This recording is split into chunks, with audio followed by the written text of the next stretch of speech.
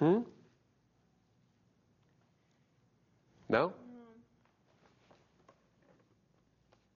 I like it. There we go. Hi, we're Designing Spaces, the show that's all about you and your space, your home and surroundings. I'm Debbie Murray. And I'm David Jones. You know, here in Designing Spaces, we take a look at all aspects of your home and property, including lifestyle. So there's plenty to interest homeowners everywhere. So stick around and see it all right here on Designing Spaces.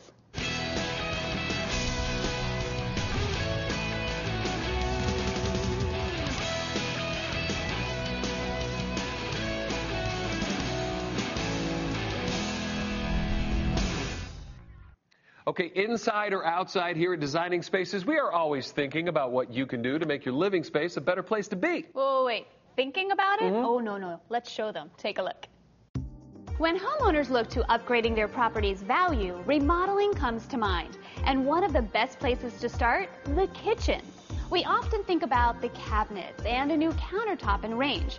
But what about the sink? A new kitchen sink can bring freshness to a kitchen that is both aesthetic and functional.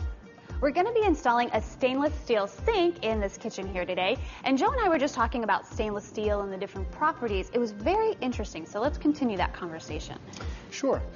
There are two main criteria you want to look for when you're purchasing a stainless steel sink. The first is the type of stainless steel that the sink is made with. That has to do with the mix of metals that go into the stainless steel. Okay. Two main properties you want to look for is the chromium content and the nickel content. The chromium is what's going to give the sink its stainless properties. The nickel is going to give the sink its corrosion resistant properties. Both important. Correct. And then you also want to look for the gauge of the stainless steel. So what kind of gauge of stainless steel should we look for in a kitchen sink? The minimum gauge you want to look for in a kitchen sink in an undermount situation is an 18 gauge. So let me ask you something about stainless steel. Does it live up to its name? Is it stainless, no stain, no rust? It does not. Stainless is not stain proof. No. Stainless gets its name because it stains less than steel. So you want to make sure you still take proper care for your stainless steel sink. If you get products such as lemon juice or vinegar in the bottom of the sink, you don't want to let that sit there. You want to make sure you rinse that out. Because that will cause the stainless steel to discolor. Let's talk about this sink here. What are the properties of this one? The sink we're looking at here today and that we're going to install is an Artisan brand 16 gauge 304 stainless steel sink. Okay, there was a lot of numbers. What is 304? The 304 is the actual type of stainless steel.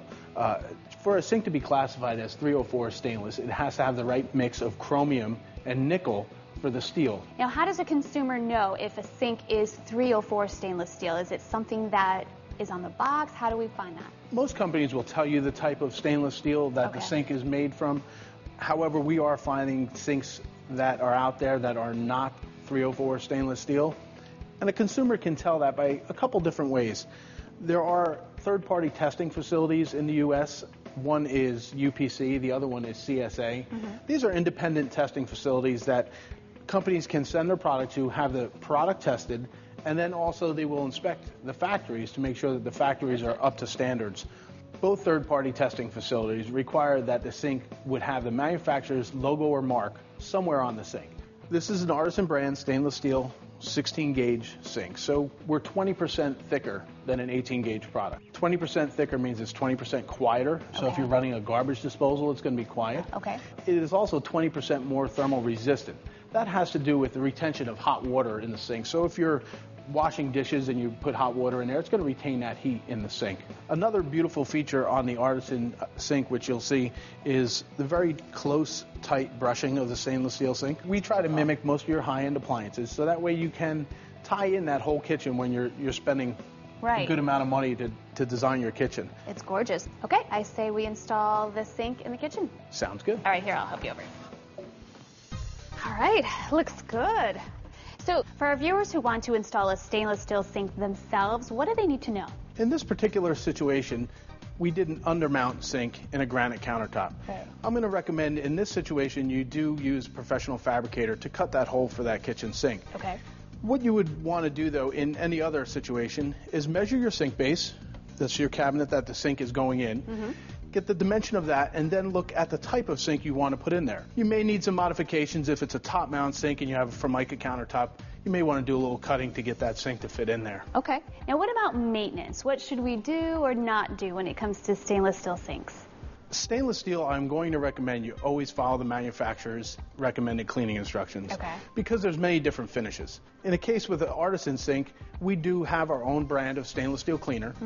And since we are a brush finish, you can actually take a scouring pad, clean it with the brushing of the sink, and that way the sink will come back beautifully and you'll have it looking beautiful for a lifetime. So where can our viewers learn more about artisan sinks? You can visit our website at artisanstyles.com. Easy enough. Well, Joe, thank you so much for being here. We have a beautiful sink in this kitchen now. Thanks to you. You're welcome. Appreciate it. Well, you can learn more about artisan sinks on our website at designingspaces.tv. You'll see this part of the show again, along with many other videos. So check it out. See you soon. All right, now we covered some big topics when it comes to baths and kitchens, but we are out of time. I'm David Jones. And I'm Debbie Murray. We'll see you next time right here on Designing Spaces. You can visit these websites to learn more about the participants on this edition of Designing Spaces.